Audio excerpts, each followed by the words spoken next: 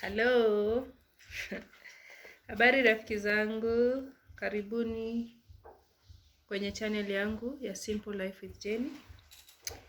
Leo ningependa tuzungumzie kwa kifupi tu kuhusu jambo ambalo kila mtu ama kila mmoja wetu analipitia, lakini tunaogopa kulizungumzia.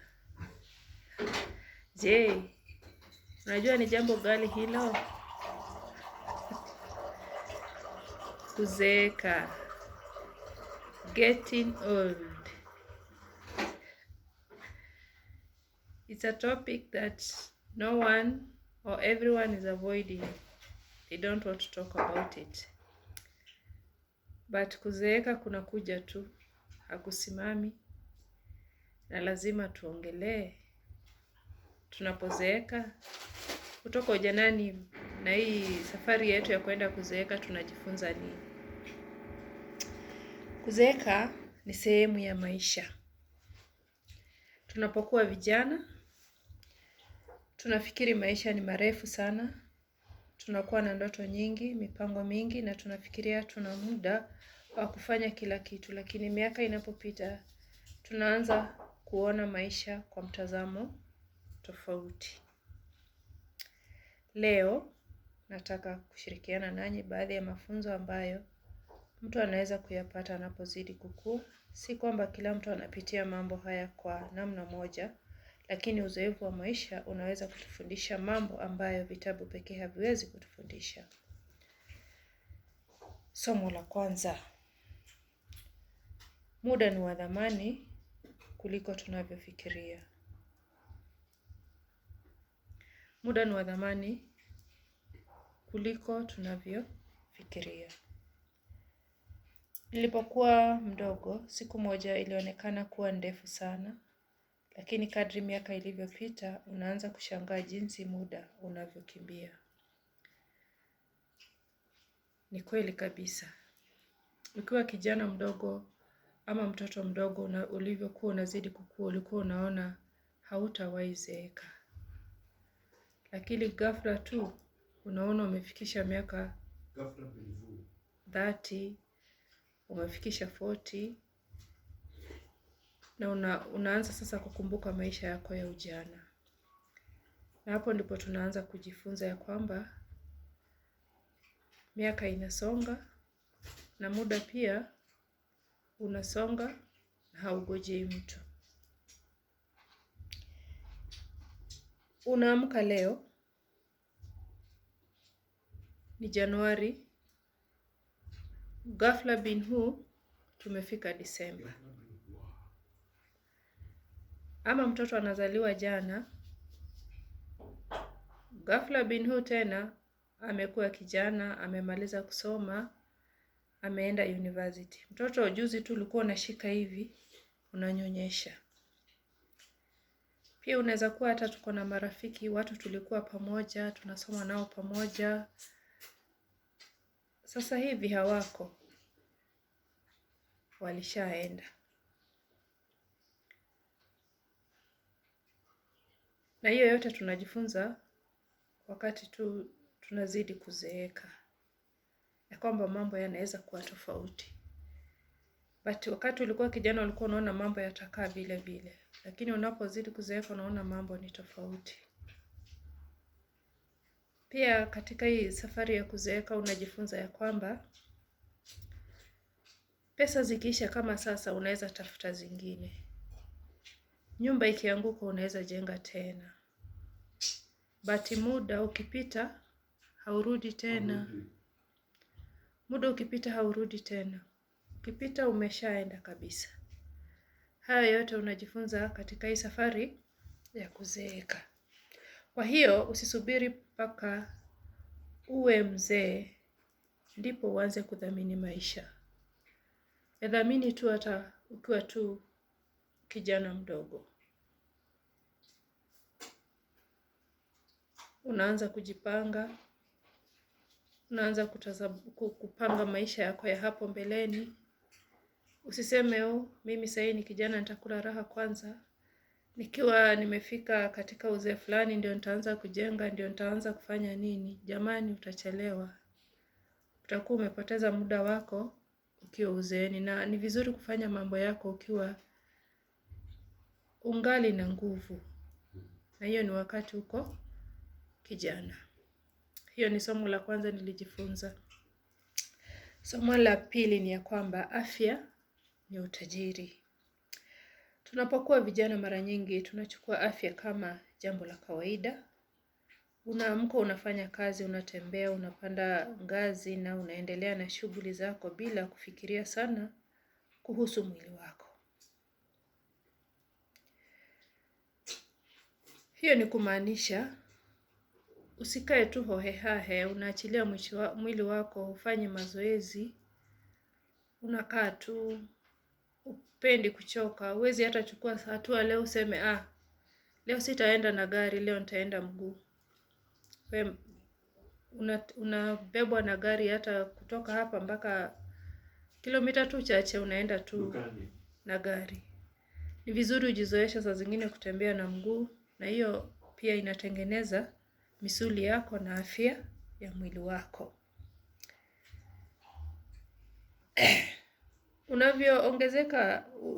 Unavyozeeka unaanza kuelewa kuwa na afya na uwezo wa kufanya mambo ya kawaida ni baraka kubwa.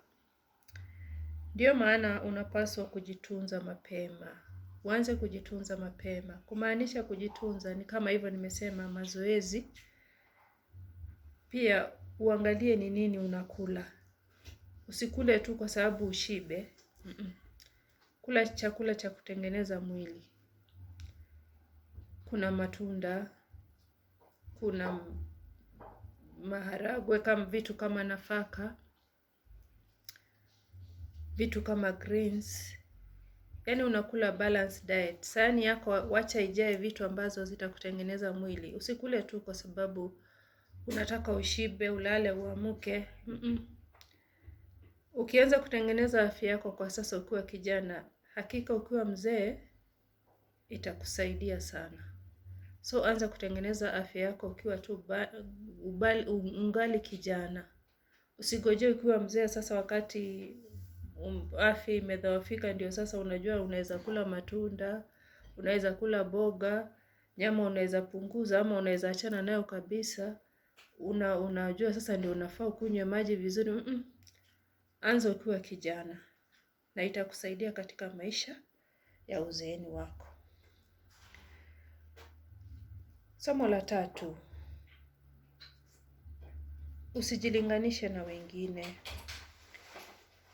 Kadri ninavyokuwa ndivyo ninavyoona kwamba kila mtu ana safari yake.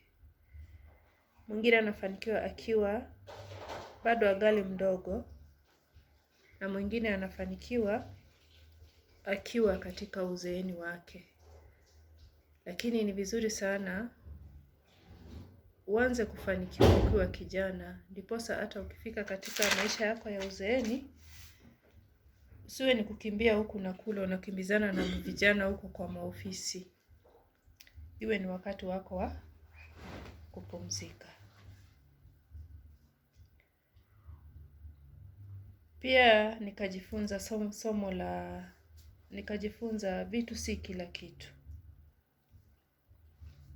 Tunapokuwa vijana tunataka vitu vingi, tunataka nyumba nzuri, gari, biashara kubwa, nguo nzuri na maisha ya kuvutia. Hakuna ubaya wa kutaka maendeleo, lakini kadri tunavyokuwa tunaanza kuelewa kwamba vitu pekee haviwezi kutupa furaha ya kudumu.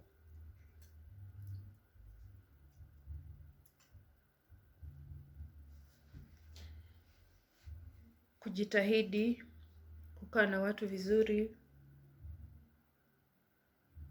kujipanga maishani pia ni vizuri kushinda hata kuwa na vitu vingi maishani. Kwa sababu unaweza kuwa na hizo vitu vingi na huna furaha.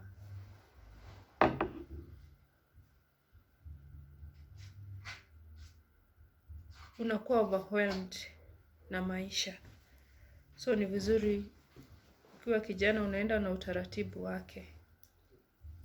Na ukifika katika wakati wako uzeeni,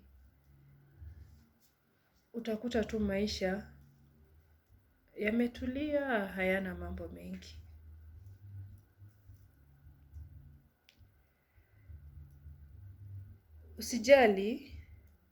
Usijali sana watu watasema nini. Hili ni somo ambalo watu wengi hujifunza baada ya muda. Tukiwa vijana tunaweza kuogopa sana maoni ya watu. Watasema nini? Watacheka? Wataniona vipi? Lakini kadri ya miaka inavyopita, unaanza kuelewa kwamba huwezi kumfurahisha kila mtu. Utaishi maisha yako mara moja. Kuwa mtu ako na msimamo. Usifuate tu wingi ambao hauna msimamo. Afadhali ukuwe kivyako na uko na msimamo, unajua unaelekea wapi. Kuliko tu unafuata tu wingi ambao tu ni wingi tu, unaenda tu juu, unaenda wapi. Afadhali ufuate umoja ama ukae kivyako tu, unapanga mambo yako tu polepole ambayo mwishowe yatakusaidia. Unajua kama sasa hivi vijana wanaungana wakiwa wengi. Kuna tuseme kwa 20%, kuna wenye wako na maono. Lakini kuna wengine utafuata hakuna maono yote wako nayo. Ni tukure raha, sisi ni wadogo. Tununue tu magari, bado tuko na nguvu ya kutafuta ya kesho. Afadhali ukae mwenyewe peke yako na ujipange tu vizuri pole pole. Si ati hutaki uhusiano na wengine, bali umeanza kupata msimamo. Na ukifuata huo msimamo wako baadaye itakusaidia katika uzeeni.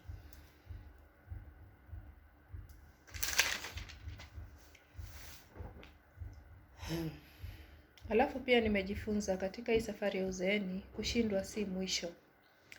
Maisha yana mafanikio ya kushindwa. Yana mafanikio na kushindwa. Wakati mwingine tunaanza biashara na inashindwa, tunafanya mipango na haifanikiwi, tunajaribu jambo fulani na mambo yanakwenda tofauti. Lakini kushindwa hakumaanishi kwamba wewe ni mtu wa kushindwa. Wakati mwingine kushindwa kunakuwa mwalimu mkubwa. Unajifunza nini cha kufanya na nini cha kuepuka. Katika kule kushindwa pia kuna kufunza mambo. Unaanza kutafakari. Wakati nilifanya ile ya kwanza, nilipita hii njia na nikashindwa. Wacha sasa nijaribu njia nyingine, ndio nione kama nitafaulu. Na hapo ndio utaenda kabisa ukipata njia na unafaulu. Na pia kushindwa si kusema ati hauwezi. Hata Waswahili husema asiyekubali kushindwa si mshindani. Kuna wakati wa kushindwa na kuna wakati wa kushinda. So jipe hiyo nafasi. Ukishindwa leo jaribu tena. Na uwe kama ni kuandika mahali unasema katika ile nilifanya hili nikafanya hili na sikufaulu. Hebu nijaribu lingine. Na itakusaidia na utafaulu. Jifunze pia kusamehe. Katika safari ya uzeeni pia unajifunza kusamehe na kutokubeba mambo kwa uzito, kubeba watu moyoni, ule alinifanyia hivi. Weka mizigo chini kwa sababu itakuumiza ama ikuletee madhara. Kuna watu ambao tumebeba makosa yao moyoni kwa miaka mingi. Tunakasirika, tunakumbuka maneno waliosema, tunakumbuka walichokifanya na tunabeba maumivu hayo kila siku. Lakini kadri tunavyokuwa tunaweza kugundua kwamba chuki ni mzigo mzito. Ni mzigo mzito, chuki ni mzigo mzito na hauumizi mwenye unamchukia. Yeye ako sawa, anaendelea tu na mambo yake. Wewe uliyebeba mzigo wa kumchukia, wewe ndiye unaumia. unapata pressure, haulali kwa sababu unawaza lile jambo. Lakini ule unayemwazia ambao umebebea ile chuki, yeye hana mzigo yoyote. Yeye amepumzika, hata alitoka huko kitambo. So chuki ni mzigo mzito na pia unaumiza. So tusibebe watu, kuwa na moyo ule wa kusamehe haraka na kusonga mbele. Na pia haimaanishi ya kwamba ulichofanyiwa kilikuwa sahihi. Unaposamehe si kumaanisha ati ulichofanyiwa ni sawa. Haikuwa sawa, but for peace to reign, you just forgive and move on.